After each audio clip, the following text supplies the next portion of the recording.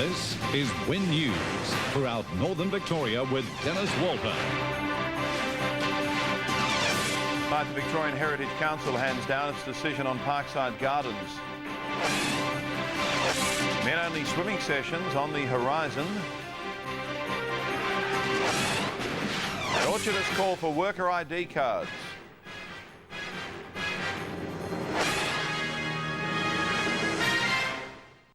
Good evening. Also tonight on Win News, the government touts the benefits of the free trade deal. But first tonight, Greater Shepparton Council says a recommendation by the Victorian Heritage Council that Parkside Gardens be protected locally doesn't mean a development on the site won't go ahead. A Parkside lobby group today called on the council to scrap its plans. The Victorian Heritage Council today handed down its decision on Parkside Gardens. While it didn't place the site on the Victorian Heritage Register, it recommended the park be protected locally. However, the Bangarang Cultural Centre did get placed on the register. The Parkside Gardens Action Group was this morning excited by the news. A bit like winning Tats Lotto. If you win the first division, that's great, but if you've got second division, that's not too bad. In handing down its decision, the Heritage Council said local heritage significance should not be interpreted as meaning low or little significance. It said in a written statement that without the protection of our local heritage, the history of this state would be severely diminished. Greater Shepparton Council today said it needs time to examine the report, but says the decision doesn't necessarily mean a housing development earmarked for the site will be stopped. If they stay with their thinking that they have at the moment, that future continuation of the development up there would continue. But the Action Group says the Shire has mishandled the whole process and is calling on the councillors to go back to the drawing board. We will take it to court, we'll find the money and we'll take it to court on the process, and it's flawed. The group says after more than 5 years of lobbying council, it must start listening to its ratepayers. But council refutes the claims, saying it's always had an open door policy. If they wish to be involved in anything there, council will certainly allow them to be involved. They always tell us they're listening, but they don't hear. That's the problem. Council will hand down its decision at the October or November council meeting. Vicky, Jardim, Win News. More than 500 Seymour residents have signed a petition to restore obstetric services to the town. Currently, mothers are forced to travel to Shepparton or Bendigo to have their babies. Shadow Health Minister David Davis tabled the petition in State Parliament this week. He called on the Bracks government to support the restoration of services.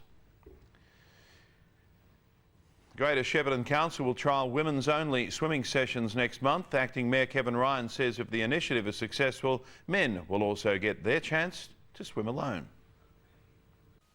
Women will now be able to swim alone with an 8-week trial at Aquamove starting next Saturday. Council says the sessions are not intended to exclude anyone, as they will take place outside normal working hours. This is after hours, and I emphasise the word after hours swimming, because there are a lot of people out there with, say, disabilities or different body shapes. We're not all Arnold Schwarzenegger, and they would love to go and have a swim. The Equal Opportunity Commission granted the council an exemption in August, with money received by Vic Health to fund the sessions.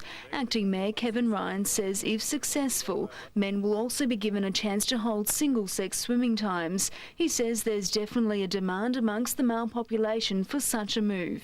They said, yeah, they would love to do it. If this is a success, the female one is a success, that they would very much like to be involved if we run a male one. Aquamoves investigated the idea of single-sex swimming sessions earlier this year to determine whether there was a need in the community. And many people, or particularly women of course, said yes, I would love to use that. So this is a trial. We will trial it out and see how it goes. The sessions will take place next Saturday starting at 5:30 in the afternoon. Vicky, Jardim, Win News. North East fruit growers have called for an ID card for seasonal workers to prevent orchardists having to act as pseudo-immigration officers during the picking season. But the federal government department has dismissed the idea.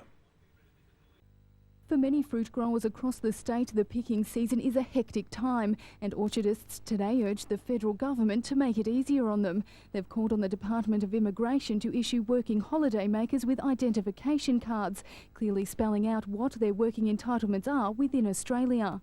An identification card would be very handy for fruit growers, certainly, because we at least know that the worker was legal to work in this country. So it'd save a lot of paperwork and the paper chase for us to chase it up. Producers say they're fed up with acting as pseudo-immigration officers during the annual harvest, and the proposed system would prevent the hiring of illegal workers while combating labour shortages. Mr Peeler says overseas visitors are an increasingly important source of labour in horticulture, but complex visa arrangements made it difficult for employers to be sure they were hiring within the law. Certainly harvest time's our most stressful time of the year. We spend so much money growing our crop, so it's a very important time for us. We have to have workers then, and workers are getting fairly hard to get at the moment for that type of work. But the Department of Immigration has ruled out altering its visa system, saying overseas experience has shown a high risk of forgery of such ID cards. A spokeswoman today said overseas visitors' working entitlements are subject to change, and employers need to check their current status by contacting the department. Alicia, McMillan, Win News.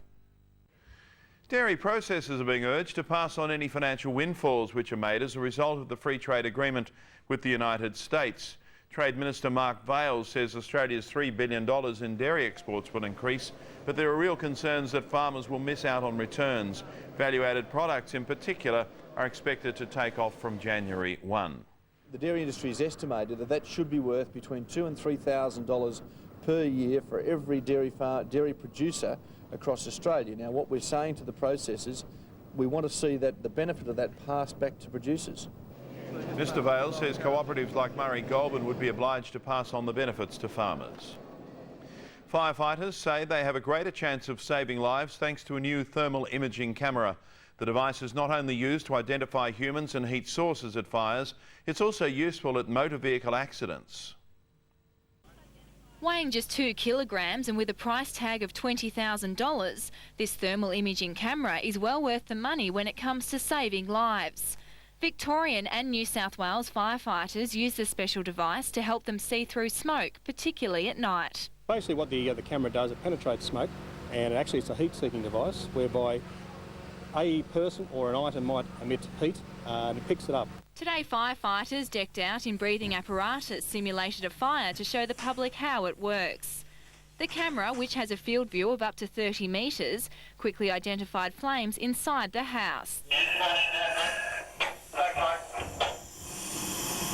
It also detected operating electrical appliances such as this bar heater and located this man on the lounge. So for search and rescue purposes, rather than going through the whole house, we can do a very quick scan and we can actually identify the individual probably in about 2 or 3 minutes. The device was recently used at a fatal house fire at Springdale Heights near Albury, locating the bodies of Mark Noon and his 4-year-old daughter Nikita Skye. It was also recently used at this chemical scare to locate any people in the area and identify the heat source. Firefighters say the thermal imaging camera has made their job easier and safer. A lot safer for the firefighters and also prevents a lot of damage to the property. Yvette Gray, Win News. Now to our weekly Water Watch. And water levels have crept up slightly. Waranga Basin recording the biggest jump, the volume of water increasing 7%. Macau-Deildon and Eppalock also recorded slight improvements in water levels. Coming up on Win News, police issue a warning about holiday bag snatchers and a tip for school holiday fun.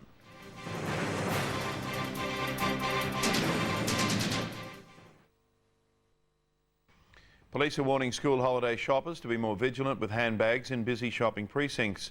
The added cash parents carry during school holiday period is making them a prime target for bag snatchers. It's not just the young families out in force at busy shopping districts these school holidays. Bag snatchers are also making their move. They're preying on those distracted by young children. Police say the crafty crooks come out of the woodwork during busy holiday periods. Certainly in the busier periods we have younger people that are probably not at school or more crowds down the street, so there's more access to the handbags and people shopping with kids, so there's more distractions. And if the trauma of having a bag snatched or stolen isn't enough, the financial ramifications can also take their toll. It can be quite costly to the consumer by time consuming, as in replacing all their cards, but also in monetary value. In school holidays people tend to carry a lot more money around. Although police will patrol shopping areas on a regular basis, Constable Turner put the onus back on the consumer when looking after their own belongings. Certainly in busy shopping areas it's quite prevalent, and we're really looking at getting people to be more vigilant. And while zipping bags up and not packing so much in are considered common sense safety measures, Constable Turner also has a couple of other helpful hints for those worried they may be a target. Always keeping an eye on where their bags are, and also trying to be less distracted by children or other people. Roger Oldridge, Win News. The state of the historic Beechworth prison, which once housed Ned Kelly, has stepped up a notch. A short list of 10